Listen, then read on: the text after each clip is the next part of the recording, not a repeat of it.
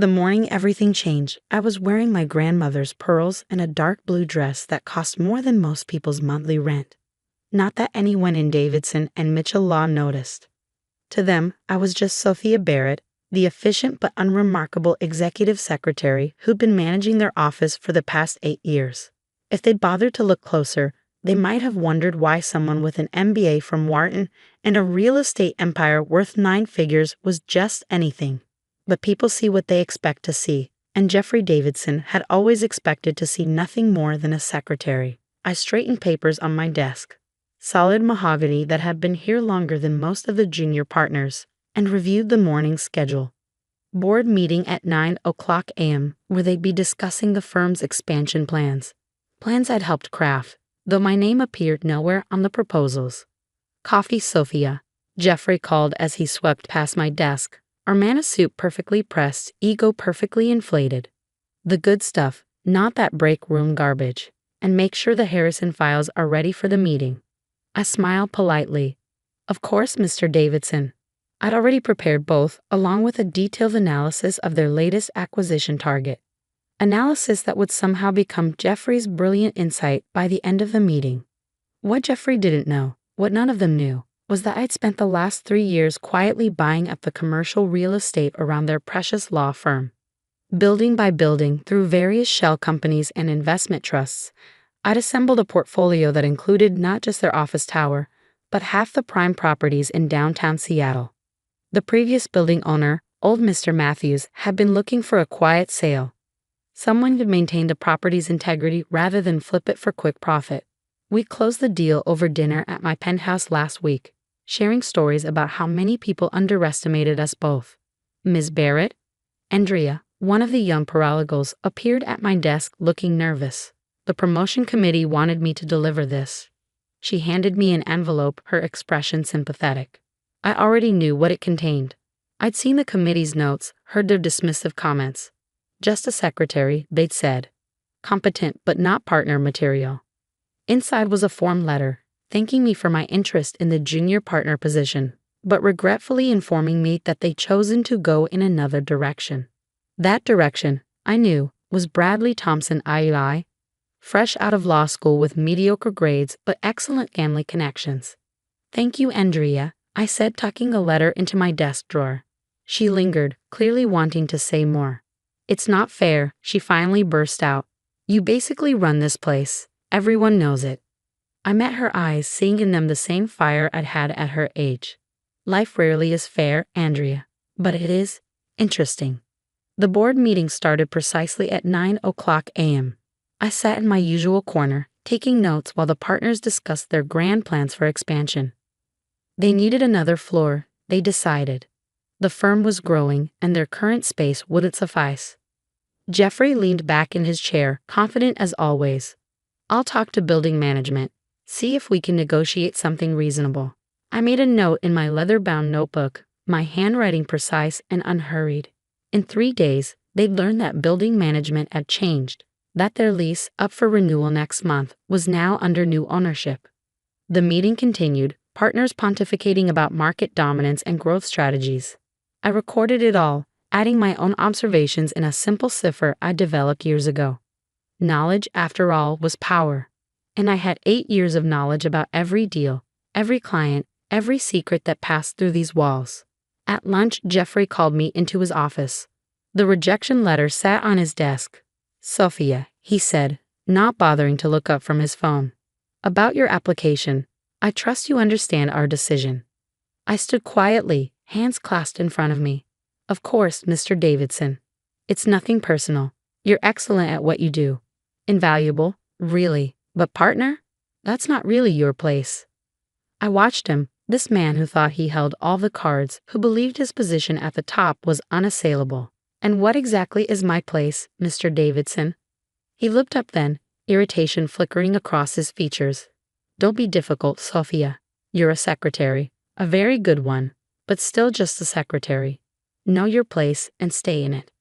The words hung in the air between us, heavy with condescension. I smiled, the same pleasant, professional smile I'd worn for 8 years. "Thank you for the clarity, Mr. Davidson. Will there be anything else?" He waved me away, already forgetting our conversation. I returned to my desk and opened my private email. 3 messages waited. One from my property management company, one from my investment advisor, and one from Mr. Matthews confirming the final transfer of ownership. I responded to each one, my fingers flying over the keyboard with practiced efficiency. Tomorrow, everything would change. Tomorrow, they'd learn what happened when you underestimated the wrong person. That evening, as the office emptied, I stayed late as usual. But instead of managing the firm's paperwork, I prepared for my own transformation. I reviewed the new lease terms I had drawn up, significantly higher than the current rate but still just below market value. Just enough to hurt without being legally actionable. I also prepared letters to each of the firm's top clients whose relationships I'd quietly nurtured over the years.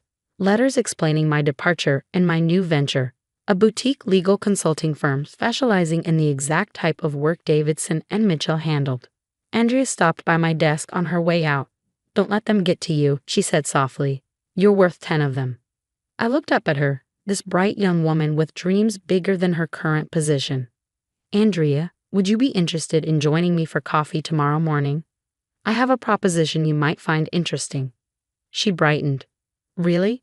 "Yes, absolutely." "Excellent. And Andrea, don't mention this to anyone else." "Not yet." After she left, I walked to the window and looked out over the Seattle skyline. 8 years I'd played this role, building my empire in secret while they dismissed me as just a secretary. Tomorrow, they'd learn that sometimes the real power isn't in a corner office. It's at the desk right outside it. I gathered my things, including the small brass nameplate that had sat on my desk all these years. I wouldn't need it anymore. Tomorrow, I'd have a new nameplate on a new door in my building. As I walked out, Jeffrey was still in his office, probably working on the expansion proposal. He didn't look up as I passed. He never did. "Good night, Mr. Davidson," I called out, my voice perfectly pleasant. "Night, Sophia," he replied absently, not knowing it was the last time he casually dismissed me. Tomorrow would change everything, and I couldn't wait to see his face when he realized just how badly he'd underestimated his just a secretary. I arrived at La Maison Café at precisely 7:30 am, early enough to secure the corner table with the view of Davidson and Mitchell's building, my building. Andrea was already waiting, nervously stirring her cappuccino.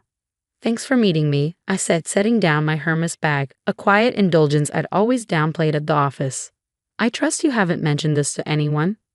She shook her head. "No, but something's happening, isn't it? You seem different today." I smiled, pulling out a folder embossed with a new logo. Barrett Strategic Consulting. "How would you like to be my first employee? Starting salary twice what you're making now, plus equity in the company." Her eyes widened as she looked at the contract. "But how? I mean, yesterday you were just a secretary." I finished for her, amused. "Andrea, that's lesson 1. Never be what others expect you to be." While they were busy underestimating me, I built something of my own. Just then, my phone buzzed. A message from my property management company, new lease terms delivered to Davidson and Mitchell. Meeting requested immediately. Perfect timing. I looked back at Andrea. "You don't have to decide right now, but I get to the office early today. It's going to be interesting." By 8:45 am, chaos had erupted at Davidson and Mitchell.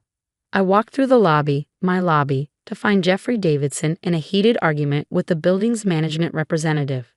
"This is impossible," he was saying, waving papers in the air. "The rent can't just double overnight. Who the hell is this new owner?" I passed by silently, taking my usual place at my desk. For now, the morning board meeting had been hastily rescheduled to address the rental crisis. I sat in my corner, notebook ready, watching the partners file in. Their faces were tight with worry, their usual confidence replaced by confusion and fear. "This is outrageous," Jeffrey began, standing at the head of the table. "Some mystery buyer has acquired the building and is trying to force us out with these ridiculous terms. We need options, people." "We could look at other properties," Bradley Thompson Ayala suggested, shooting a smug glance my way. He'd been particularly pleased about getting the promotion over me.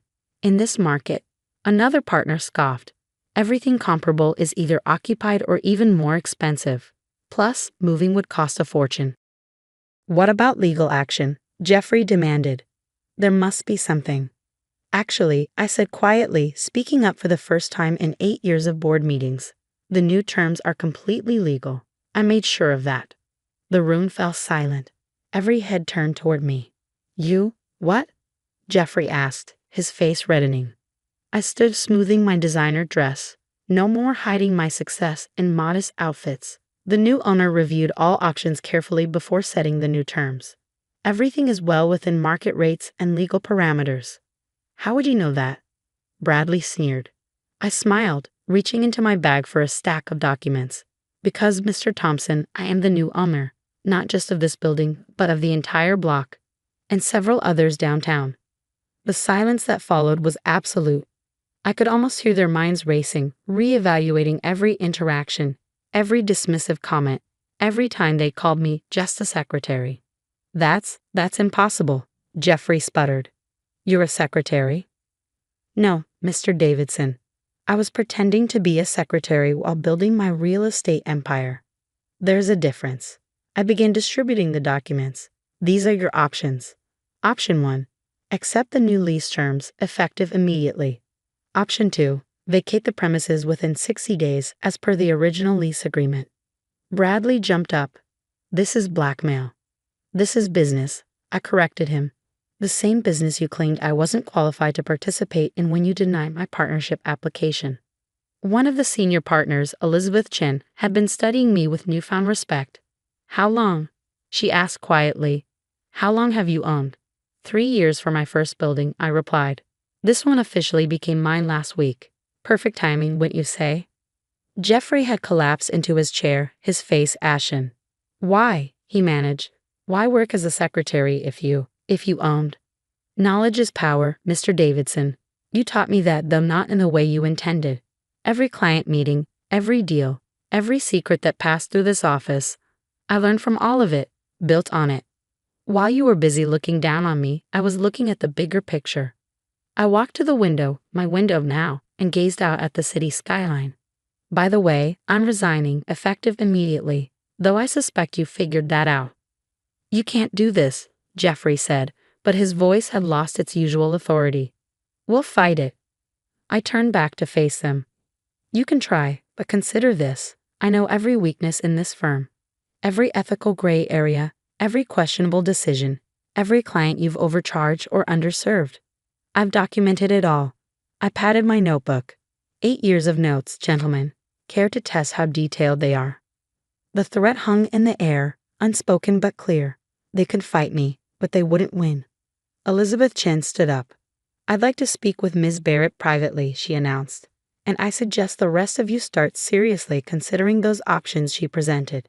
As the others filed out, looking shell-shocked, Andrea appeared at the door. She was carrying a box of her belongings. I quit, she announced, grinning. I'm accepting that job offer, Ms. Barrett, if it's still open. It absolutely is, I replied. And please call me Sophia. The rest of that morning passed in a blur of activity. Word spread quickly through the office. The quiet secretary, who'd been invisible for so long, was suddenly the most powerful person in the building, literally. By lunch, 3 more employees had resigned to join my new venture. By afternoon, 2 of Davidson and Mitchell's biggest clients had requested meetings with me. I sat in my old desk one last time, watching Jeffrey pace in his office, making frantic phone calls. He tried calling his own real estate contacts, only to discover I owned most of the suitable properties in the area. He tried threatening legal action, only to have his own attorneys remind him of how much I knew about the firm's operations. He even tried appealing to my sympathy, sending Elizabeth to negotiate. But I'd spent 8 years being sympathetic. Now it was time for something else. As the day drew to a close, I stood to leave. Jeffrey stepped out of his office, looking somehow older than he had that morning. Sophia, he called out, his voice strained. Please, let's discuss this reasonably. I paused, turning to face him. Reasonable? Like how you reasonably explained that I should know my place. He flinched. I was wrong. Obviously, I was wrong about you. We can fix this, make you a partner, give you whatever position you want. Oh, Mr. Davidson, I said softly, you still don't understand. I don't want a position in your firm. I want your firm to be a tenant in my building, and now it is. I picked up my bag and headed for the elevator. Behind me, I heard him call out one last time. What happens now? I stepped into the elevator, turning to face him. Now you learn what it feels like to not be in control. The new lease terms are due signed by tomorrow at noon. Don't be late. I hear the new owner is quite strict about deadlines. The doors closed on his stunned face, and I smiled. The day wasn't over yet. I had a dinner meeting with Elizabeth Chen, who had expressed interest in joining my new venture, and tomorrow, the real changes would begin.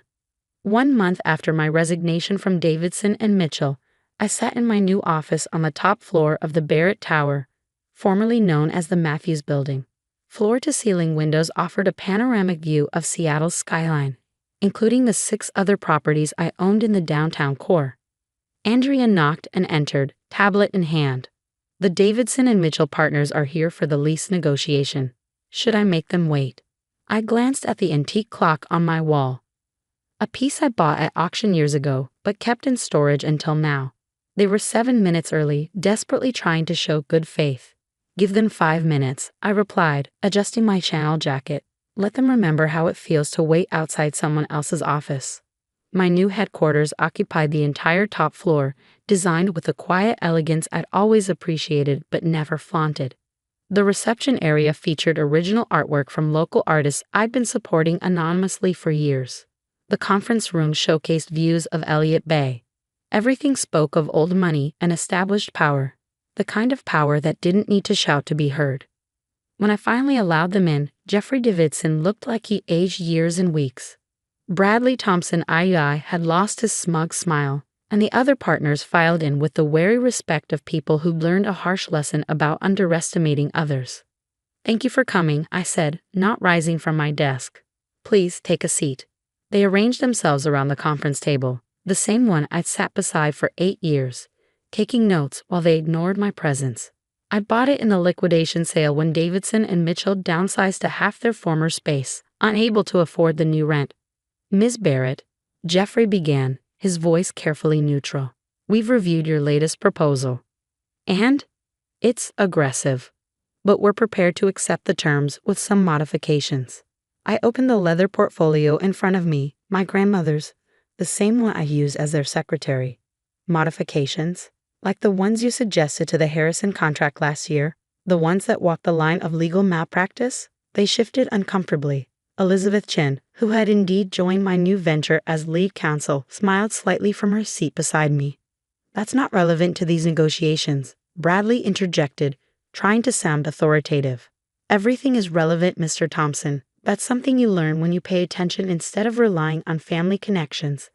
I let that sink in before continuing, but you're right, let's focus on the present. I pressed a button on my desk, and a screen descended from the ceiling. These are your current financials. Notice the pattern. Client retention down 40%, revenue dropped 35% last quarter, and 3 more partners are considering departure. How did you get this information? Jeffrey demanded. I smiled. The same way I got everything else, by being invisible while you were being careless. But that's not important right now. What's important is your future, or rather, if you'll have one. Elizabeth handed each of them a new document. This is our final offer. The rent stays as is, but we're willing to offer a longer-term lease, with conditions. They read in silence, faces growing paler with each page. This is impossible, Jeffrey finally said. You want a controlling interest in Davidson and Mitchell? Not want, Mr. Davidson. Have. Check the fine print of your partnership agreement, the one I helped draft 8 years ago. Your firm's debt ratio now exceeds the stability threshold. As your primary creditor, through various holdings, I can exercise the conversion option. The room erupted in chaos. Partners talking over each other, papers being shuffled, faces reddening with anger and fear. I let them vent for exactly 1 minute before raising my hand. The silence that followed was immediate. They'd learned at least that much. Gentlemen, let me be clear. Your firm is failing. Not because I raised the rent, but because you never understood what made you successful in the first place. It wasn't your name on the door or your expensive suits. It was the people you overlooked, the ones who actually did the work while you took the credit. I stood walking to the window. I'm offering you a chance to survive, to become part of something bigger. Barrett Strategic Holdings isn't just a real estate company. We're redefining how business is done in this city. By taking over your former employers? Bradley asked bitterly. No, Mr. Thompson. By recognizing talent wherever it exists. By building something that values substance over status. I turned back to face them. Elizabeth left your firm to join me. So did Andrea, and 17 other employees. Want to know why? None of them spoke. Because I saw them. All those years while you were ignoring us, we were building relationships, supporting each other, creating a network that now spans every major company in Seattle. My phone buzzed. A message from my property management team. 3 more tenants had signed with us, fleeing Davidson and Mitchell's sinking ship. You have 24 hours to decide, I continued. Join us, under new leadership and new principles, or find new offices outside the city center. I hear there's space available in Tacoma. Jeffrey stood slowly, his shoulders slumped. You planned this all along, didn't you? Every detail. No, Mr. Davidson, you planned it. Every time you called me just a secretary. Every time you took credit for my work. Every time you reminded me to know my place. You taught me exactly what kind of leader not to be. After they left, Elizabeth stayed behind. That was impressive, she said. But why give them any chance at all? Why not just let them fail? I sat back down, touching my grandmother's pearls.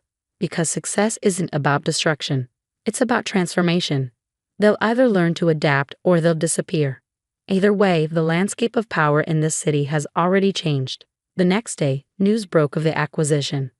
Barrett Strategic Holdings acquires Davidson and Mitchell in historic deal, read the headlines. The business world buzzed with speculation about the mysterious woman who'd built an empire right under everyone's noses. Reporters called, wanting to know how a simple secretary had orchestrated such a takeover. I declined all interviews, letting the results speak for themselves. 1 week later, I called a company-wide meeting. The old Davidson and Mitchell staff, now Barrett Strategic employees, filled the auditorium. Jeffrey and the former partners sat in the back row, their new positions still uncertain. Some of you knew me as a secretary, I began. Others as your landlord. Now you know me as your CEO. But titles aren't what matter here. What matters is vision, dedication, and the courage to be more than what others expect of you. I gestured to Andrea, now my chief of operations, and Elizabeth, my general counsel. Look around. The people you once overlooked are now your leaders, not because of their names or their connections, but because of their talent and their integrity. In the following months, Barrett Strategic Holdings transformed Seattle's business landscape. We acquired 3 more firms, renovated 5 buildings, and launched a foundation supporting women entrepreneurs. Jeffrey Davidson eventually retired, unable to adapt to his new role. Bradley Thompson II left for a smaller firm in Tacoma. But others, those who learned to see beyond their prejudices, found new success under our leadership. 1 year after my resignation, I sat in my office reviewing applications for our new mentorship program. A knock at the door revealed Paul, my old security guard from Davidson and Mitchell, now head of building security for all Barrett properties. Ms. Barrett, he said with a smile, your next appointment is here. Another former secretary looking to invest in real estate. I smiled back, remembering my own journey. Send her in, Paul, and remember what I always say. He finished the sentence with me. There's no such thing as just a secretary. The woman who entered looked nervous but determined, clutching a folder of property analysis. I recognized that look. I'd worn it myself, once upon a time. Welcome, I said, gesturing to the chair across from my desk. Tell me, what's your vision? Because that's what Barrett Strategic had become, not just a company, but a movement. A reminder that power doesn't always look like you expect it to, and that sometimes the most important person in the room is the one everyone else ignores. As I listened to her pitch, I touched my grandmother's pearls and smiled. The view from the top was spectacular, but the real satisfaction wasn't in the height of my success. It was in changing the way people reached for it. The morning everything changed, I was wearing my grandmother's pearls and a dark blue dress that cost more than most people's monthly rent. Not that anyone in Davidson and Mitchell Law noticed. To them, I was just Sophia Barrett, the efficient but unremarkable executive secretary who'd been managing their office for the past 8 years. If they'd bothered to look closer, they might have wondered why someone with an MBA from Wharton and a real estate empire worth 9 figures was just anything. But people see what they expect to see, and Jeffrey Davidson had always expected to see nothing more than a secretary.